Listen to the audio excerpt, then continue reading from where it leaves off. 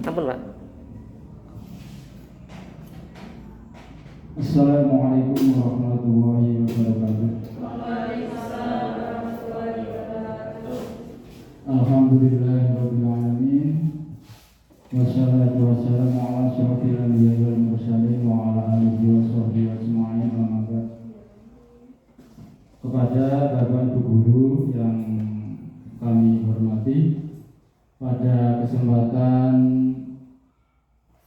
pagi menjelang siang ini, saya selaku kepala sekolah mengundang Bapak Ibu guru semuanya dalam acara observasi refleksi pengembangan potensi guru, khususnya di SDN 3 Proboan. Pada kesempatan ini kami melaksanakan tugas selaku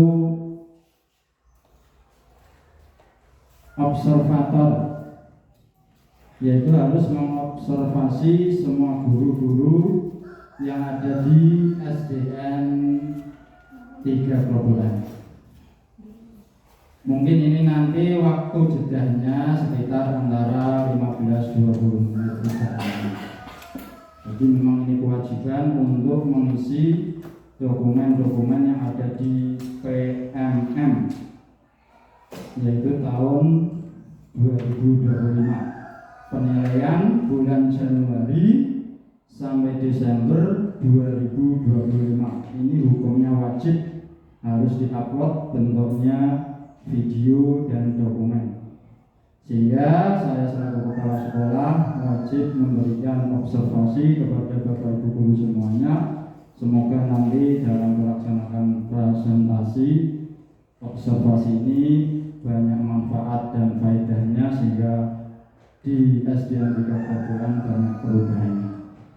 Apalagi SD kita sudah ada yang menunjang, ada yang sudah berpendidikan, yaitu guru penggerak. Ini menjadi motivasi guru-guru yang lain untuk meningkatkan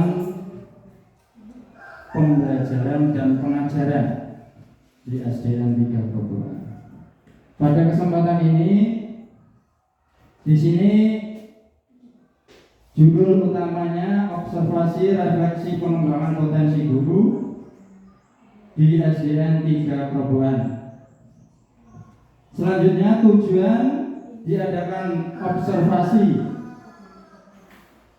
hari ini adalah sebagai guru, terutama panjenengan semuanya sebagai guru, saya juga sebagai guru yang ditugaskan tambahan selaku kepala sekolah, sama-sama bertanggung jawab, yaitu kita memiliki peran penting dalam membentuk organisasi masa depan. Oleh karena itu, kita harus terus meningkatkan kompetensi kita untuk memberikan pembelajaran yang berkualitas. Itu tujuan utama diadakan observasi pada siang hari ini. Selanjutnya, kompetensi guru itu apa saja? Garis besarnya ada 4. Semuanya pasti sudah tahu.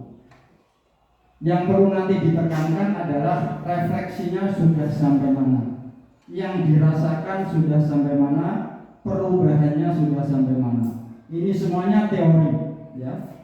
Yang pertama pedagogik, yang kedua profesional, yang ketiga sosial, yang keempat personal. 4 kompetensi ini harus dikuasai Bapak Ibu guru semuanya. Kalau sudah siap jadi guru, 4 kompetensi ini harus disandang, nggak boleh hilang salah satu. Selanjutnya, refleksi pengembangan kompetensi. Nah, sekarang ini ke refleksinya. Refleksi adalah, ini pengertian singkatnya, refleksi adalah proses memikirkan kembali apa yang telah kita lakukan. Jadi apa yang kita telah lakukan selama di SDN 3 Proboan, itu yang positif apa, yang negatif apa. Pasti ada dua-duanya, ya. Nah, itu sesuai dengan yang saya edarkan itu sebagai rubrik atau mungkin tanggapan panjenengan, yaitu adanya refleksi selama bekerja di SDN 3 Grobogan. Dan bagaimana kita dapat meningkatkan diri kita sendiri. Jadi udah tahu refleksinya, kekuatannya ini, kelemahannya ini, kemungkinan nanti bisa memperbaiki dan meningkatkan, yaitu kualitas pendidikan di SDN 3 Grobogan. Dengan cara apa? Ini adalah langkah-langkahnya. Yang pertama, identifikasi kekuatan dan kelemahan. Ini harus tahu dulu. Jadi kekuatan di SDN 3 Grobogan itu dipilah-pilah, diidentifikasi, dikelompok-kelompokkan, baik dari sisi bangunan, siswa, guru, sarana prasarana, itu bisa dengan lihat sendiri masing-masing kekuatan dan kelemahan. Jadi diidentifikasi sumber-sumber yang mendukung adanya pendidikan di SDN 3 Grobogan. Oh, gedung sudah dianggap kuat, tidak butuh lagi. Jadi tidak semua itu membutuhkan anggaran. Nah, nanti menyangkut pada anggaran kalau sudah ketemu kekuatan dan kelemahannya. Yang perlu didanai, yang banyak lemahnya itu apa? Yang banyak kurang sehatnya itu apa? Nah, itu yang perlu didanai. Yang kedua, mengidentifikasi tujuan pengembangan kompetensi. Jadi sesuai dengan judul itu harus tahu tujuan tadi, yaitu membentuk generasi yang lebih baik. Jangan sampai generasi kita malah lebih jelek dari kita. Harus lebih baik, lebih unggul, lebih berkualitas. Kalau kita hanya berpendidikan S1, generasi kita harus sampai S2 atau S3. Kalau kita hanya cukup guru SD, mungkin nanti generasi kita bisa sampai dosen. Itu harapan-harapan di SD kita. Kemudian membuat rencana pengembangan kompetensi, ini penting. Masing-masing guru membuat rencana pengembangan kompetensi. Nah, nanti bisa diajukan anggarannya untuk kebutuhan pengembangan tersebut. Jadi tidak lepas dari anggaran. Baik.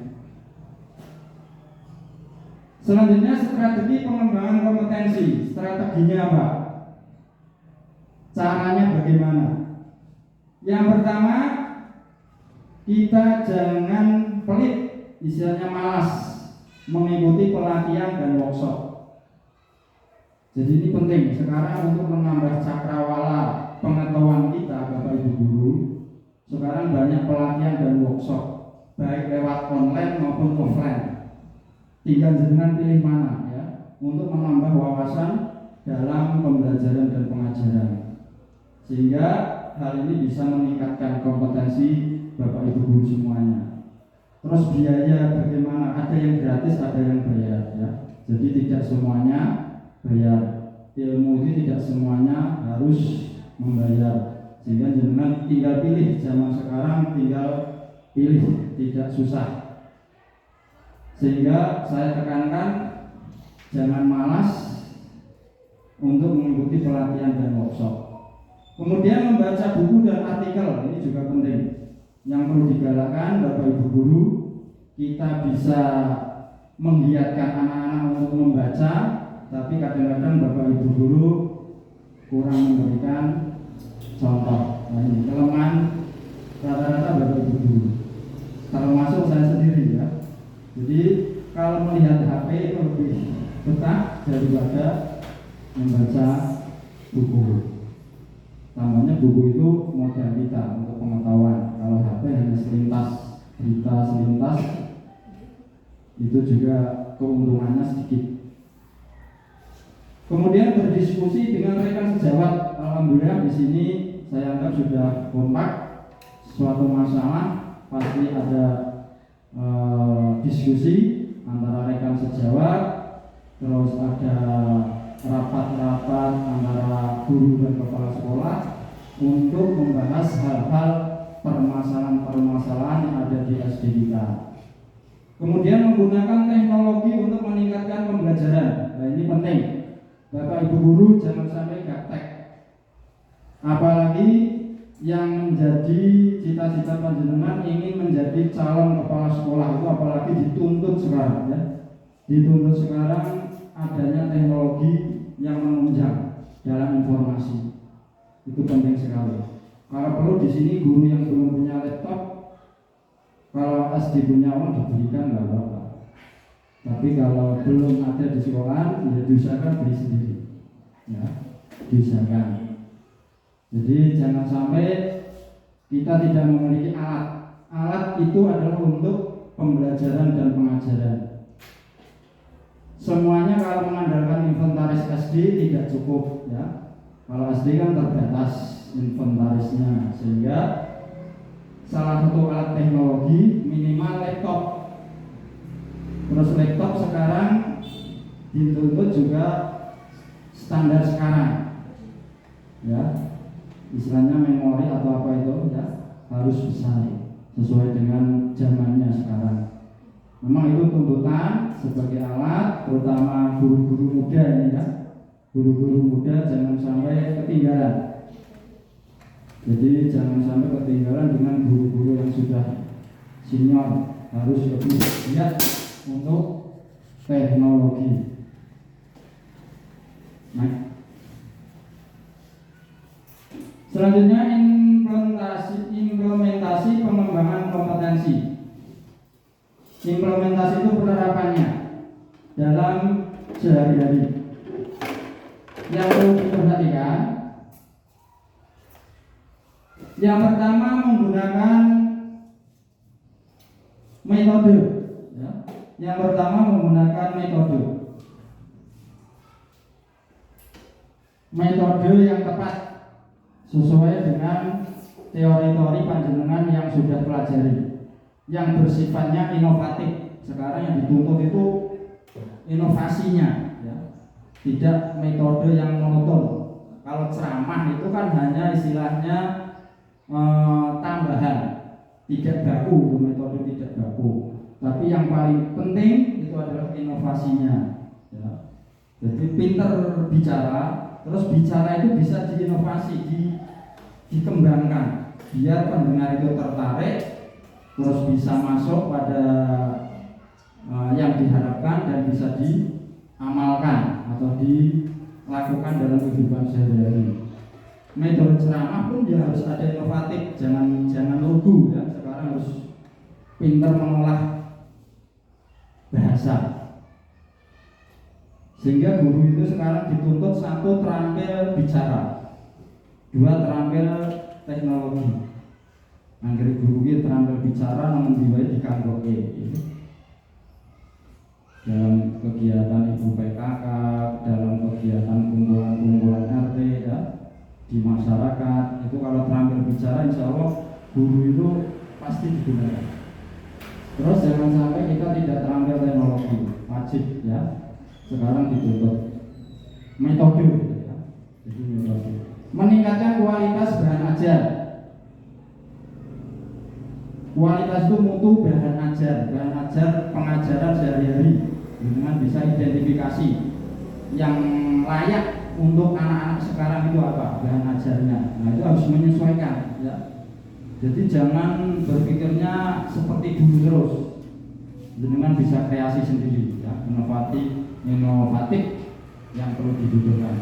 Terus membuat evaluasi yang efektif. Nah ini juga penting. Jadi panjenengan sudah selesai pembelajaran pengajaran, jangan lupa evaluasi. Evaluasi itu tidak harus tertulis, bisa lisan, bisa tebak. Sekarang itu metode-metode evaluasi banyak sekali. Mau keluar kelas, Pak Guru, Bu Guru di pintu, terus diberi pertanyaan yang sederhana, misalnya perkalian. Itu bisa setiap hari anak-anak itu akan terbiasa. Ya. Nah itu monggo Bapak Ibu Guru yang hal-hal yang kurang atau belum dilakukan, yang sekiranya itu membantu anak-anak untuk dalam pembelajaran dan pengajaran, Bapak Ibu Guru lakukan. Nah, Kemudian evaluasi pengembangan kompetensi. Evaluasi pengembangan kompetensi itu Bapak Ibu guru harus mengevaluasi selama ini. Jadi mungkin kalau bisa setiap semester ya, itu dievaluasi, koreksi diri, introspeksi diri. Saya itu selama 1 semester mengajar anak-anak itu sudah sampai mana ya? Itu yang pertama, mengidentifikasi keberhasilan dan kegagalan. Misalnya guru kelas 1 tadinya 0, tidak bisa membaca. Kemudian 1 semester diidentifikasi anak-anak yang sudah membaca lancar berapa anak, yang sedang berapa anak, yang belum berapa anak, itu tahu ya. Tapi tanpa ada data, hanya gambaran, itu kemungkinan ya sebenarnya kelas 1 terterti enggak. Di dalam kelas 2 belum lancar membaca dengan data yang kurang valid. Nah, nanti kan data itu bisa ditransfer ke kelas 2. Ini Bu, datanya kelas 1 yang belum lancar ini sesuai data. Nah, itu kan bisa dilihat. Ini pentingnya ya, mengidentifikasi keberhasilan dan kegagalan. Kemudian menganalisis penyebab kegagalan, ini penting ya. Kenapa dia kok setahun di kelas 1 nggak bisa membaca? Apa penyebabnya? Nah, ini dipelajari ya. Jangan dibiak-biak. Semua anak itu potensinya beda-beda. Ini Bapak Ibu guru harus terampil ya. Tidak semua anak itu sama. Permasalahan di rumah mungkin beda-beda. Terus problema orang tua juga berbeda-beda. Sehingga ini pandai-pandainya Bapak Ibu guru mengolah permasalahan, yang kemudian membuat rencana tindakan untuk perbaikan. Jadi kalau sudah ketemu harus ada action, tindakan ya, tindakan. Mungkin tindakan itu setidaknya ada hadiah ya. Sekarang anak itu senangnya hadiah. Kalau anak lancar membaca, nanti saya berikan hadiah ini. Itu bisa ya. Jadi diberi motivasi yang bentuknya hadiah. Ini penting untuk Bapak Ibu guru. Baik. Selanjutnya terakhir kesimpulan. Pengembangan kompetensi guru adalah proses yang berkelanjutan dan memerlukan komitmen dan dedikasi. Jadi ini ingin berhasil, ini membutuhkan komitmen dan dedikasi bersama. Tidak hanya kepala sekolah, Bapak Ibu guru, kepala sekolah, dan mungkin penjaga, itu harus bersama-sama. Tidak boleh berjalan sendiri-sendiri. Jadi harus berkomitmen dan dedikasinya sama. Tujuannya tadi ya, sudah diutarakan di depan. Dengan cara meningkatkan kualitas pembelajaran dan pengajaran. Ini yang kita pikirkan bersama. Kita sudah komitmen, dedikasi, tujuan mulia yang pertama itu meningkatkan kualitas pembelajaran dan pengajaran. Ini nanti otomatis masyarakat bisa membaca hasilnya di SDN 3 Pelabuhan. Kemudian membentuk generasi masa depan yang berkualitas. Jadi kebanggaan lulusan SD 3 Pelabuhan mungkin diidentifikasi antara yang sukses dan tidak sukses dan yang sukses. Nah, ini menjadi catatan kita. Nah, perlu diberi info ya, info di SD sini, keberhasilan di SD 3 Pelabuhan dari tahun berapa itu ada catatannya. Nah, ini keberhasilan dari SD kita. Kemudian meningkatkan kepuasan kerja dan kebanggaan sebagai guru. Nah, caranya guru di SDN 3 Pelabuhan tidak bosan di SD-nya sendiri, tidak bosan di kelasnya sendiri, tidak bosan di kantornya sendiri. Nah, ini perlu ada inovasi-inovasi yang perlu dipikirkan bersama. Kalau ini bisa berhasil, insya Allah dengan peningkatan atau pengembangan kompetensi guru ini, SD kita akan ada perubahan yang lebih baik. Demikian yang bisa kami sampaikan untuk observasi. Semoga dengan observasi, yaitu refleksi pengembangan kompetensi guru pada siang hari ini, akan membuka hati-hati Bapak Ibu guru. Mungkin saya memberikan pertanyaan di situ, bisa jenengan jawab, bisa jenengan merasakan. Nah nanti tolong masing-masing guru mewakili untuk membacanya, dan tidak semuanya ya. Jadi hasil dari refleksi selama ini mungkin nanti bisa kita simpulkan bersama untuk acuan ke depan. SD kita harus ada perubahan, perubahannya harus lebih baik dari sekarang. Terima kasih, dan mohon dari yang saya berikan itu bisa dikumpulkan. Dan Bu, belum? Oh, yang belum ditulis dulu. Baru mendengarkan. Dengan sesama. Ya. Ini refleksi untuk Secara umum aja. untuk sekolah. Iya, untuk sekolah. Jadi secara umum. Secara umum. Mungkin kalau pagi saya tidak pernah sarapan sehingga di kelas ngantuk. Itu kan. Nah, ini kan SD harus mikir, berarti SD harus menyiapkan sarapan. Nah, nanti Bu Sugiani bisa pesan menu setiap pagi. Nah, gitu. Mas Habib kan jauh, kadang lupa nggak sarapan. Mas Wira, yang jauh-jauh ya, itu bisa. Tidak semuanya, ya. Itu kan namanya identifikasi. Terus mungkin bidang olahraga kekurangannya apa ini kalau nggak juara-juara, nah, itu Pak Wirat kan bisa. Nah, itu pentingnya refleksi selama ini. Nah, nanti mungkin bisa masuk tahun anggaran 2025-2026 masalah ini. Nanti kerjasama dengan pengelola BOS dan bisa dianggarkan sesuai dengan permasalahan yang perlu dibiayai.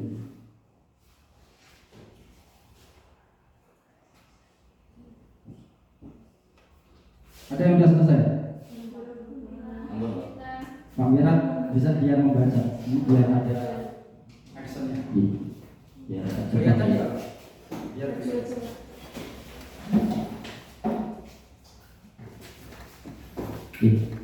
Bismillahirrahmanirrahim. Assalamualaikum warahmatullahi wabarakatuh. Perkenalkan, ini saya membacakan refleksi SDN 3 Perubahan ya. Dari saya, yaitu kekuatan yang perlu dijaga. Ini yang pertama itu lingkungan belajar yang nyaman.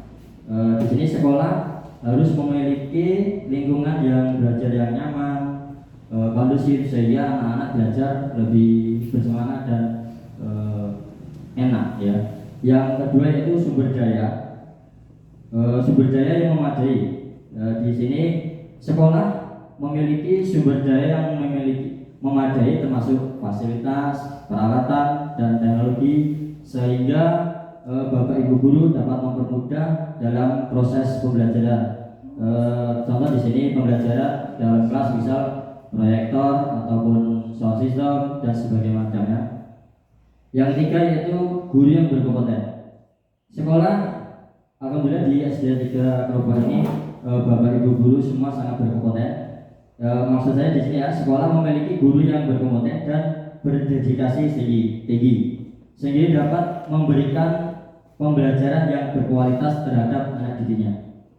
Kemudian kelemahan yang perlu diperbaiki yaitu pertama, keterbatasan sumber daya. Yaitu di sini saya perjelas, sekolah masih memiliki keterbatasan sumber daya termasuk anggaran dan fasilitas, sehingga dapat membatasi kemampuan sekolah dalam menyediakan pembelajaran yang kurang berkualitas. Salah satu contoh ini di pembelajaran PJOK mungkin banyak yang peralatan yang belum memadai. Contoh ya bola, lapangan ataupun dan sebagainya masih kurang ya. Untuk yang kelemahan yang perlu diperbaiki berikutnya, kurangnya partisipasi dari orang tua wali murid. Di sini saya perjelas, sekolah masih memiliki kesulitan dalam meningkatkan partisipasi orang tua dalam kegiatan sekolah, yaitu dalam meningkatkan kualitas pendidikan. Jadi di sini kita juga membutuhkan kritik saran dari orang tua sehingga anak didik mereka, putra putri mereka belajar dengan baik, ataupun perkembangan anak didiknya sampai mana dan sudah gimana proses dalam belajar. Selama ini mungkin orang tua cuma dikasih uang saku bekal udah berangkat, pulang, yang penting anak sudah sekolah gitu saja. Untuk berikutnya, kelemahan yang perlu diperbaiki dari saya, kurangnya fasilitas ekstrakurikuler, sehingga ini saya perjelas, sekolah masih memiliki keterbatasan fasilitas ekstrakurikuler sehingga dapat membatasi kemampuan siswa dalam mengembangkan bakat dan minat belajar anak. Mungkin itu dari saya, dua saja. Terima kasih dari Pak Mirat yang telah memberikan refleksi kompetensi pengembangan kompetensi guru tapi sudah diutarakan, terutama saya menggarisbawahi terutama yaitu kelemahan di SD kita. Terutama yang pertama memang anggaran yang belum bisa mencukupi. Ini pengaruh sekali pada kegiatan apapun. Sehingga insya Allah target kita berdoa saja untuk guru-guru honorer bisa terangkat semuanya sehingga bisa mengurangi beban anggaran dari SDN 3 Grobogan, dan insya Allah tahun ajaran 2025-2026 semua permasalahan kekurangan di SDN 3 Grobogan bisa teratasi dengan anggaran yang cukup, jadi tidak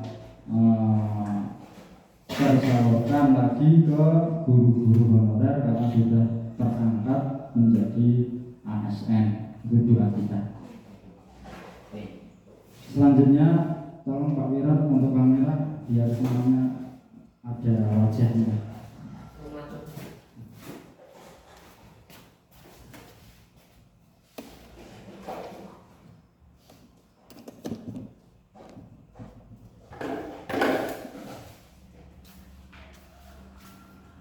Selanjutnya mungkin dari Bu Guru ya, yang sudah selesai Bu Guru. Belum ada.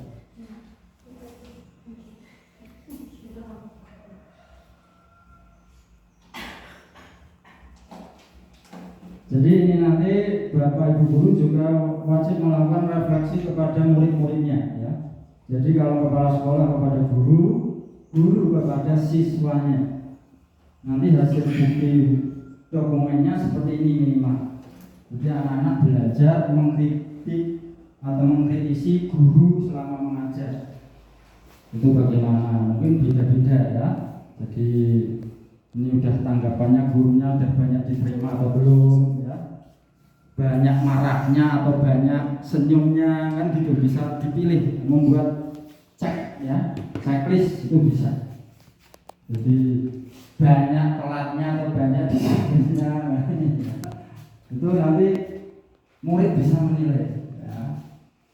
Jadi pas datang masuknya tepat waktu atau enggak ke kelas, nah itu bisa refleksi. Nah, ini latihan ya. Jadi ini hanya untuk tujuan utamanya adalah meningkatkan kompetensi panjenengan semuanya. Tidak lain hanya itu tujuan utamanya.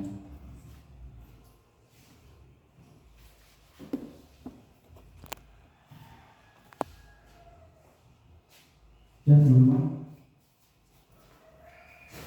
Ini saya buat sampel yang ini beda dengan Pak Wira.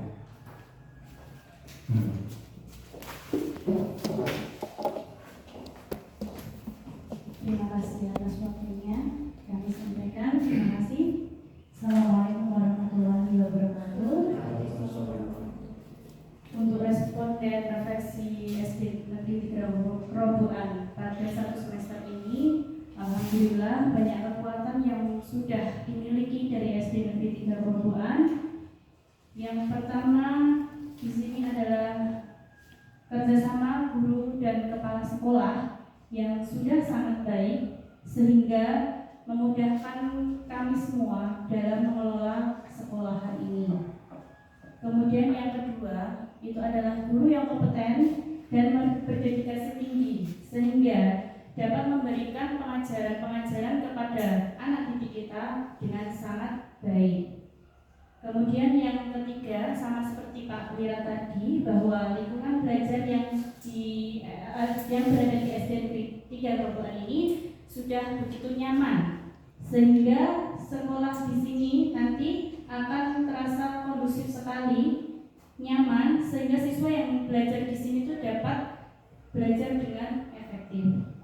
Nah, berikut untuk kelemahan di sini yang perlu diperbaiki. Yang pertama, menurut saya pribadi, yaitu kurangnya partisipasi komite sekolah SD Negeri 3 Kerobokan dalam mengembangkan visi dan misi, sehingga kemajuan SD masih belum begitu optimal. Yang kedua, kurangnya optimalisasi jadwal ekstrakurikuler yang berada di SD Negeri 3 Kerobokan ini, sehingga untuk kedepannya mohon untuk jadwal ekstra benar-benar untuk dijadwalkan dengan baik. Kemudian yang ketiga adalah keterbatasan sumber daya di SD Negeri 3 Kerobokan ini merupakan anggaran yang terbatas, sehingga fasilitasnya itu membatasi kemampuan sekolah dalam menyediakan pengajaran yang berkualitas. Begitu dari saya, terima kasih. Assalamualaikum warahmatullahi wabarakatuh. Terima kasih dari Ibu Fema atas refleksinya. Jadi garis besarnya terutama memang peran serta masyarakat, terutama komite itu sangat penting sekali. Ini menjadi PR kita bersama karena juga membutuhkan anggaran. Insya Allah ini juga menjadi perencanaan kita bersama untuk tahun ajaran, sebelum masuk tahun ajaran. Untuk pengurus komite, terutama pengurus komite harus diperbaiki dulu. Nah, ini juga mengumpulkan orang, itu juga membutuhkan anggaran, sehingga ini menunggu anggaran yang cukup dulu, karena sesuatu hal kegiatan tanpa anggaran tidak akan berjalan dengan baik. Sehingga insya Allah masukan-masukan atau tanggapan-tanggapan selama ini hampir sama. Jadi peran serta masyarakat, terus kegiatan-kegiatan ekstrakurikuler itu sangat penting sekali yang bisa langsung dibaca dari masyarakat di sekitar kita. Saya kira itu untuk yang lain nanti saya baca di ruangan saya, dan nanti suatu saat akan saya rapatkan hasilnya, dan nanti bekerja sama dengan pengelola keuangan, bendahara terutama. Jadi jenengan pokoknya secara umum tanggapan ini, kekurangan kelemahannya apa, itu sudah ditulis di situ, nanti menjadi catatan tahun anggaran 2025-2026.